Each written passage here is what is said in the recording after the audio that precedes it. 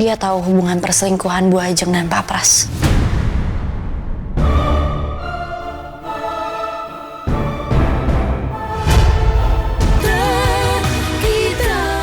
Awas aja lu godain tunangan gua.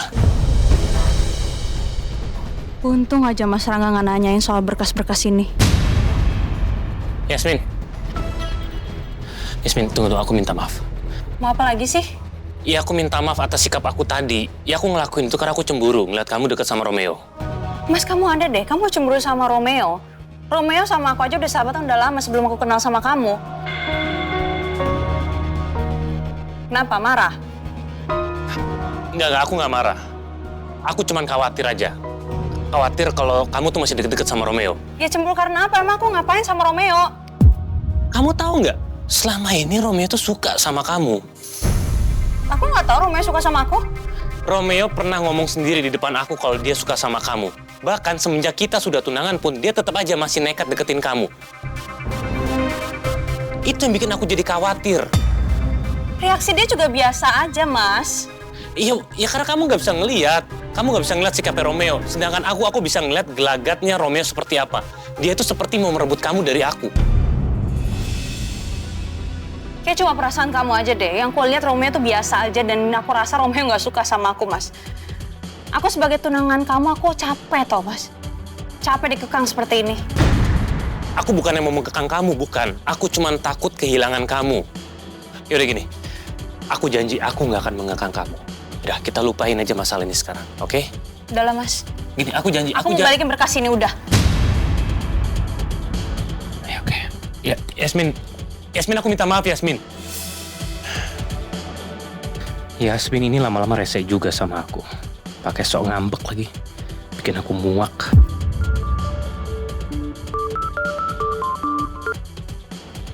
Ya, Rin? Meeting dadakan. Astaga, yaudah. Yaudah, saya segera ke sana. Oke, makasih.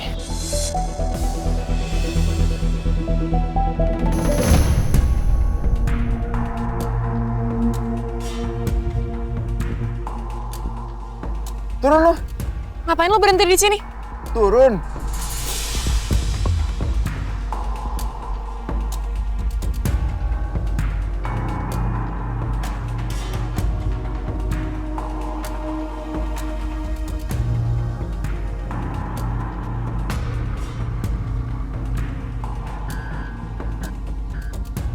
Sebenarnya lo mau ngomongin apa sih? Lo sampai nekat ngomong ke nyokap gue?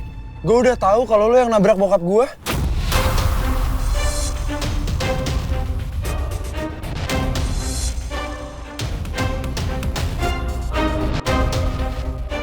Bentar. Lo kenapa bisa ngomong kayak gitu? Emangnya lo ada buktinya? Lo nggak usah ngeles lagi deh, Al. Kakaknya Kiren udah cerita sama gue. Dia cerita kalau lo udah minjem mobilnya Kiren dan lo nabrak bokap gue. Gue megang videonya kok. Plat mobilnya udah jelas. Ternyata lo kayak psikopat juga ya. Di depan gue sosok baikin gue. Ternyata di belakang kelakuan lo kayak gitu, Al. Lo tahu nggak? Apa kesalahan bokap lo? Karena bokap gue udah selingkuh sama nyokap lo. Itu alasan lo nyakain bokap gue kayak gitu?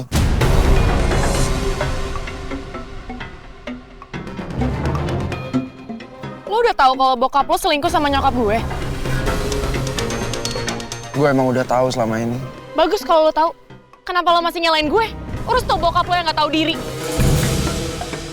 Kan nyokap lo juga yang selingkuh sama bokap gue.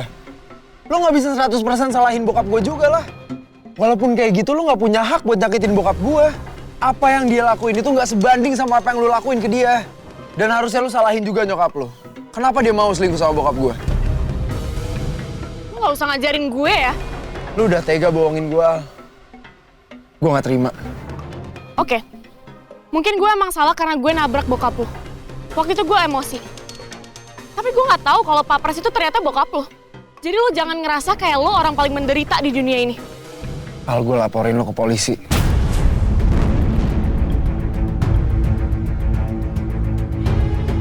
Oh, lo mau nantangin gue? Silahkan. Silahkan laporin gue ke polisi, gue nggak takut kok. Lo pikir bokap gue bakal diem aja? Oh iya. Kan bokap lo itu pengusaha terkenal. Berkuasa lagi. Dan bokap lo cuma pegawai rendahan yang cari makan di keluarga Cakradinata. Jadi lo jangan berani-berani ngusik keluarga Cakradinata. Karena kalau lo berani, gue pastiin lo sendiri yang bakal hancur.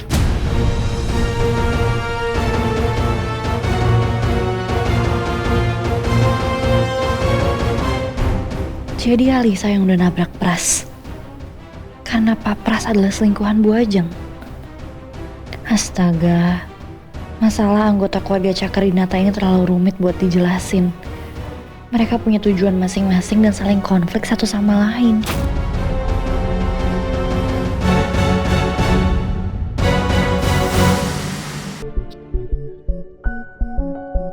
Rin, tolong kamu siapin beberapa dokumen untuk meeting ya. Ini sudah saya siapkan, Pak. Oke, makasih.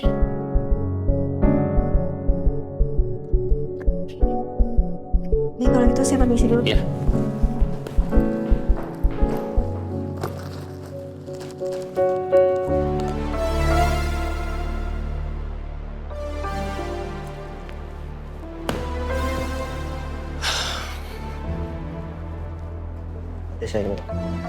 Ya oke Pak. Pak Rangga. Pak, maaf Pak. Iya, nggak apa, nggak apa. Iya ya, nggak apa.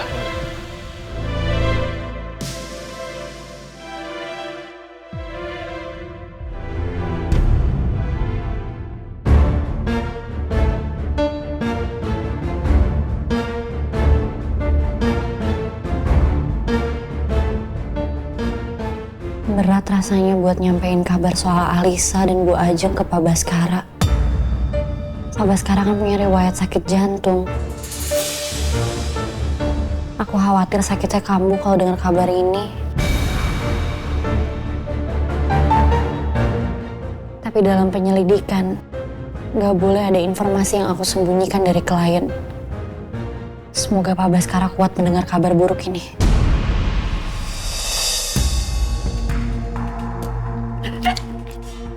Ya, mana tuh jatuh?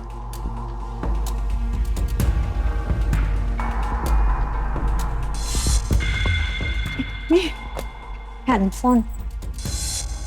Mana ya antingnya? Oh, ini dia. Mbak. Lah, mbaknya pergi. Ini handphone siapa?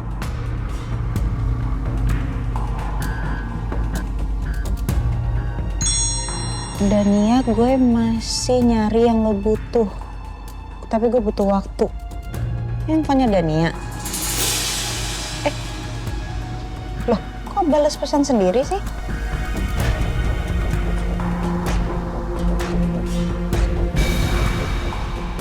Apa handphone Dania disadap? Iya, handphonenya Dania disadap sama handphone ini nih. Aku harus kasih tahu Dania deh.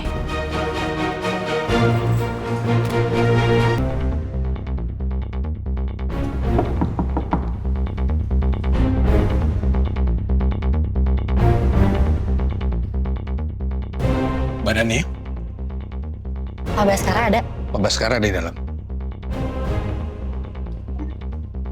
Silakan. Pak, Ya, Dania, silakan duduk. Oke Dania, setelah kamu mengikuti Nathan dan Alisa, ada cerita apa nih?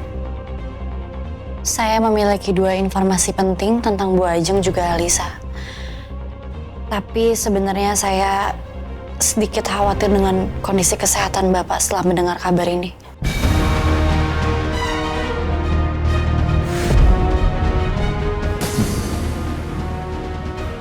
Gak apa-apa, udah cerita aja. Saya siap kok terima cerita apapun. Informasi ini sensitif dan bersifat pribadi, Pak.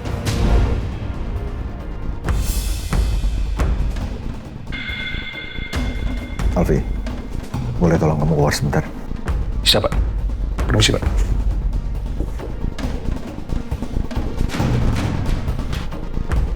Oke Dania, jadi apa yang kamu mau ceritain?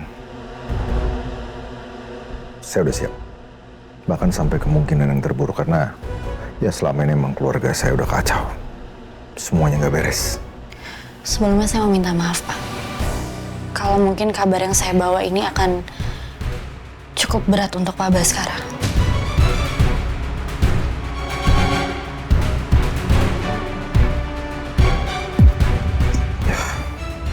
Dan ya, tadi kan saya bilang saya udah siap. Udah, kamu cerita aja.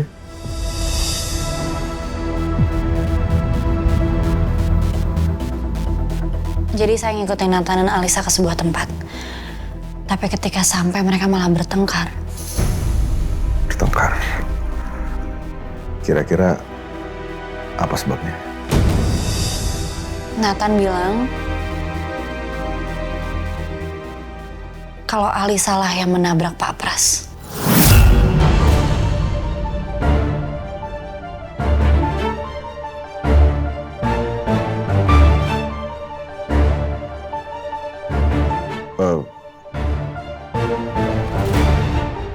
Oke, artinya berarti Nathan menuduh Alisa kan?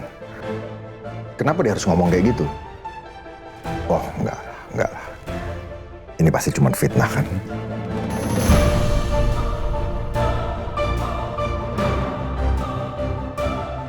Dania, Nathan fitnah atau enggak?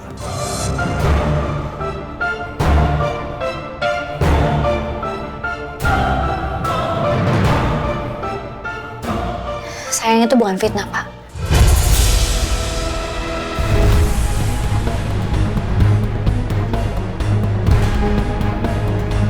Karena Alisa sendiri yang mengakui di depan Nathan kalau memang Alisa yang nabrak Pak Pras.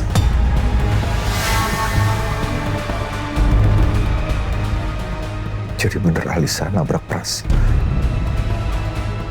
Alisa nabrak Pras.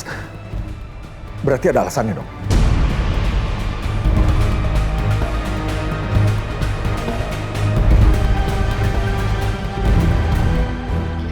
Ya, memang Alisa sempat menyebutkan alasannya kenapa dia ngelakuin itu.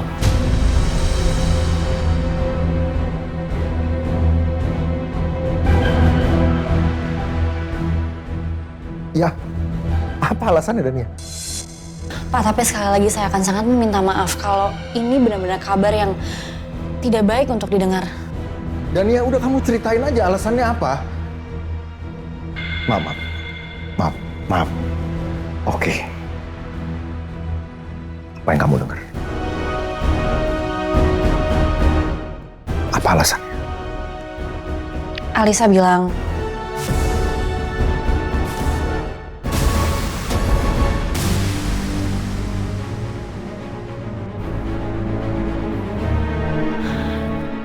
dia sengaja melakukan itu karena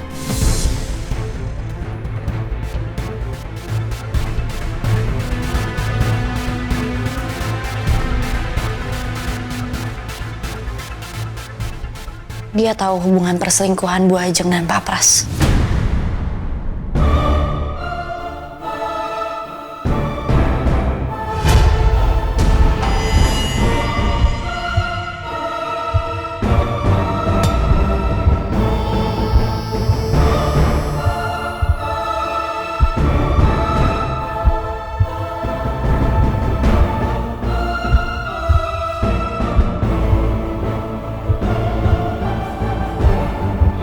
Bapak baik-baik aja kan? Mau saya bawa ke rumah sakit aja, Pak? Enggak.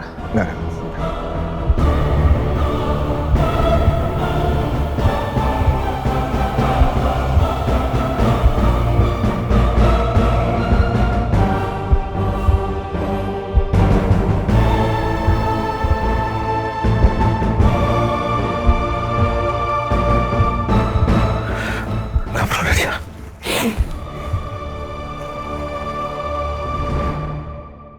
Saya cuma nggak nyangka ya Dania kalau ternyata keluarga saya seberantakan ini.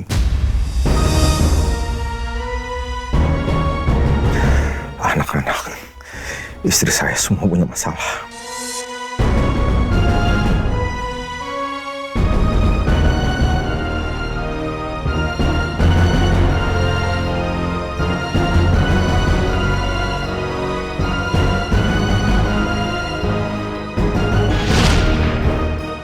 Mohon maaf Pak, saya tidak ada laporan ke Bapak karena sejauh ini masih aman-aman aja Pak.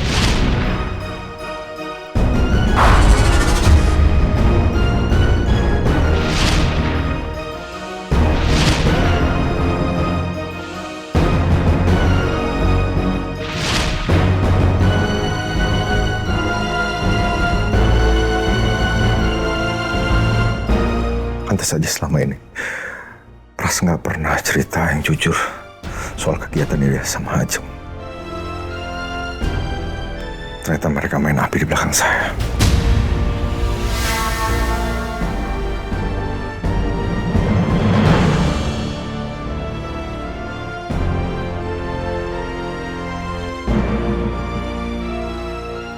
Memang pernikahanku dengan Ajeng udah nggak bisa harmonis lagi seperti dulu. Kami bertahan hanya demi anak dan ikatan bisnis belaka. Tapi tetap aja, pengkhianatan mereka membuatku sakit hati.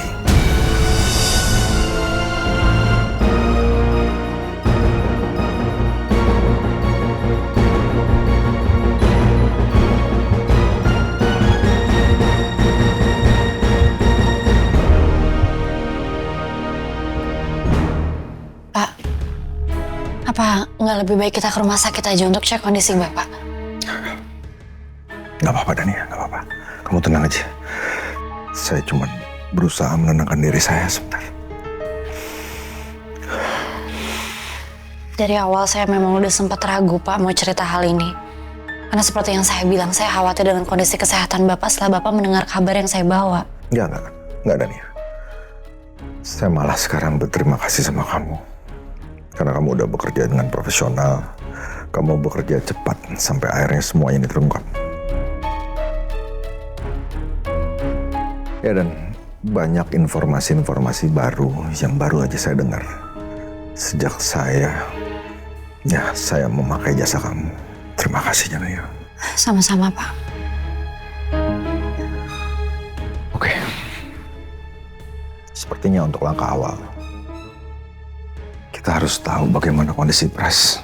Biar kita bisa tahu apakah benar dia benar-benar amnesia atau dia hanya pura-pura.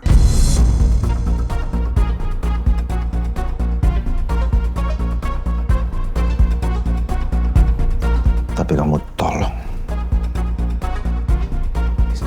agar semuanya menjadi rahasia, ya. Jangan sampai ada orang yang tahu. Baik, akan saya selidiki ya Pak.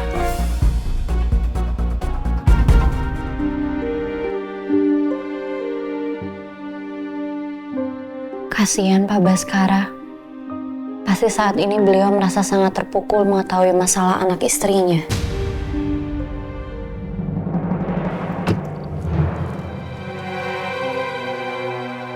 Kok dari tadi nggak ada notifikasi di handphone satu lagi?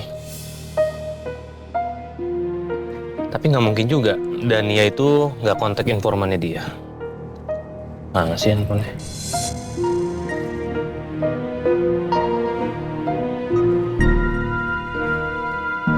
Kok nggak ada? Mana ya, kok di tas ini nggak ada sih? Apa jangan-jangan ketinggalan di kantor? Kalau sampai handphone itu ditemuin sama orang lain bisa bahaya dan semua rencanaku bisa gagal. Ayolah, aku kembali lagi kantor.